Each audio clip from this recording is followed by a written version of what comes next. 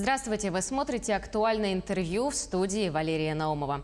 Сегодня у нас в гостях управляющий региональным отделением Фонда социального страхования Российской Федерации по Республике Саха-Якутия Марина Герман. Мы поговорим с ней об итогах деятельности территориального органа фонда за первое полугодие текущего года, а также о задачах, поставленных на 2021 год. В ходе беседы затронем очень важные и актуальные темы. Кто же является получателями услуг фонда, какие социальные гарантии обеспечивает фонд и многое другое. Марина Евгеньевна, здравствуйте. Здравствуйте. Расскажите, пожалуйста, какие главные итоги полугодия вы бы отметили в деятельности регионального отделения? По предварительным данным, за первое полугодие, конечно же, у нас в приоритете по обязательному социальному страхованию это выплата всех пособий.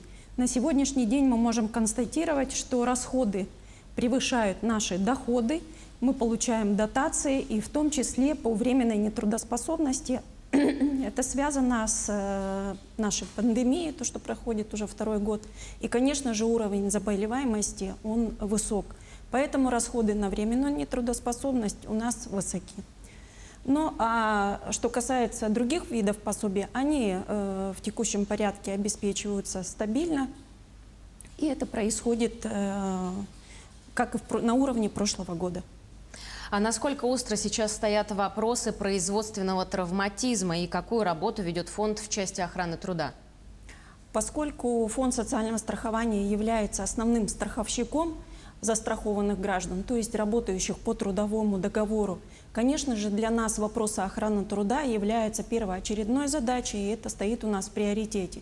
Для предупреждения травматизма на производстве у Фонда социального страхования есть такая услуга, как финансирование по предупредительным мерам. То есть каждый работодатель ежегодно может направить энную сумму, она рассчитывается исходя из страхового взноса каждого работодателя в отдельности, и эти средства может направить на предупреждение травматизма.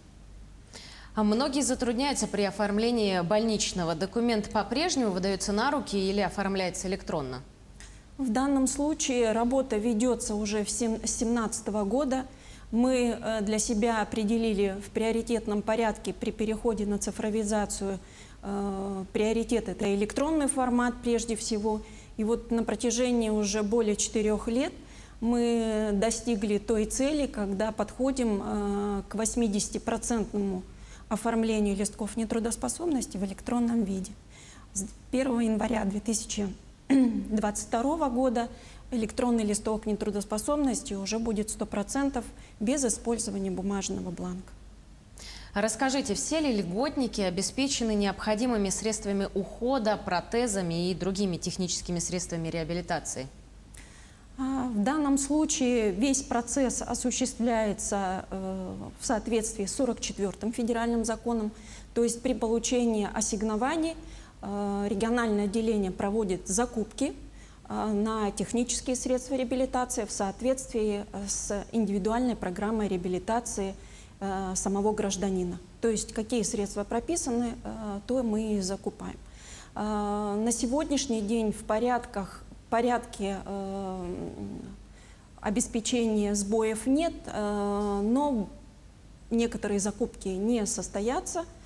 Те, которые не состоявшиеся, мы проводим повторно. Но в данном случае в обеспечении сбоев нет, осуществляется в текущем режиме. Хотелось бы отметить, что сейчас у нас в приоритете, конечно же, эти 17 районов, в которых был объявлен ЧС по пожароопасной ситуации.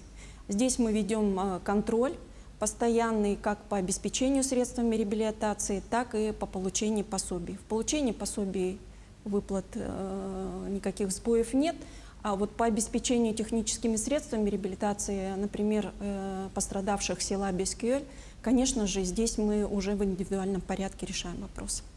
А давайте поговорим, кто такие льготники. Расскажите, пожалуйста. Льготная категория граждан – это граждане, имеющие инвалидность и которые имеют право на определенный набор социальных услуг.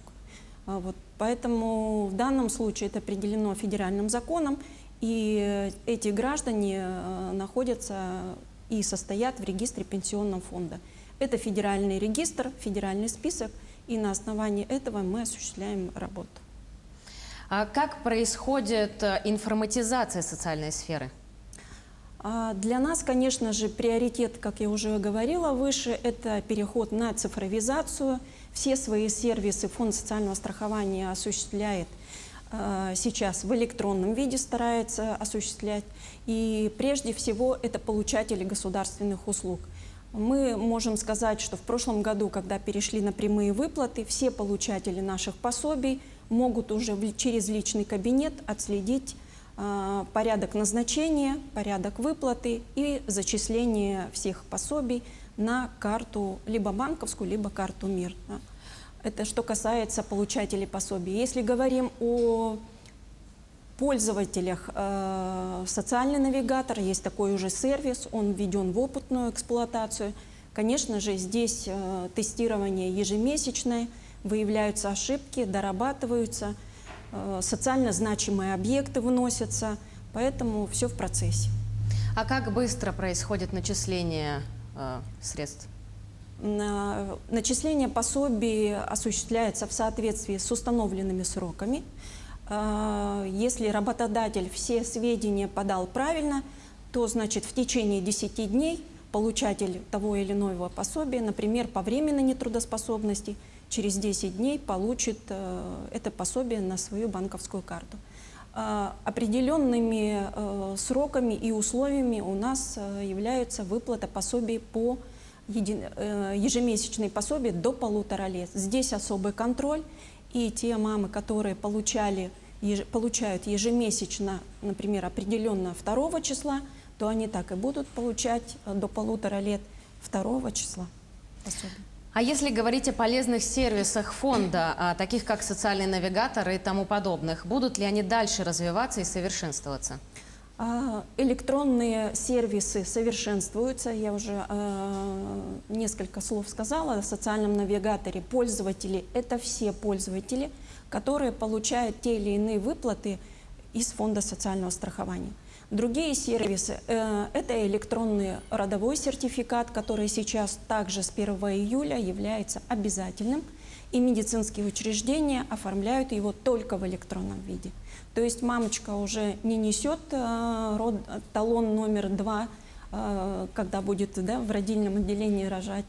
В электронном виде этот талон будет направлен в то или иное медицинское учреждение, которое выберет сама женщина. Следующие электронные сервисы, конечно, для нас в приоритете талоны на проезд. Опять же, граждане льготной категории, которые пользуются проездом, тоже сейчас используют электронный талон на железнодорожные перевозки.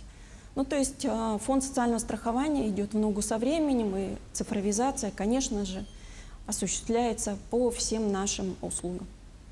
А давайте подробнее поговорим о том, какую работу вы проводите с жителями наслегов, пострадавших от пожаров. Те наслега, которые пострадали от пожаров, для нас в приоритете сейчас Горный Улус, и именно жители села Бескюэль. Мы провели опрос, кто в чем нуждается. Это получатели наших технических средств реабилитации. Они были незамедлительно обеспечены, потому что при пожаре, при той ситуации, когда сгорели дома, у людей, естественно, все технические средства, которыми они пользовались, они, конечно же, пострадали в пожаре. Мы обеспечили всем необходимым. И сейчас отработана ситуация по направлению на санаторно-курортное лечение. То есть граждане, которые изъявили желание получить санаторно-курортное лечение, это я сейчас говорю про жителей Горного Улуса. Также мы отработаем и по всем 17 районов, которым был объявлен ЧС. А в какие сроки будет? Значит, жители села Бескюэль, это сентябрь, будут направлены в санатории, а 17 районов мы сейчас проводим конкурсные процедуры, и по заключенным госконтрактам люди будут направлены на санаторно-курортное лечение. Расскажите о планах, которые поставлены до конца 2021 года. Для нас в приоритете прежде всего повышение качества оказываемых услуг. И следующий момент – это, конечно же, снижение жалоб. Вот для нас это в приоритете. Прежде всего. Все. Спасибо большое, Марина Евгеньевна. Благодарю вас. А я напомню, что сегодня в рамках актуального интервью мы разговаривали с управляющим региональным отделением Фонда социального страхования Российской Федерации по Республике Саха-Якутия Мариной Герман.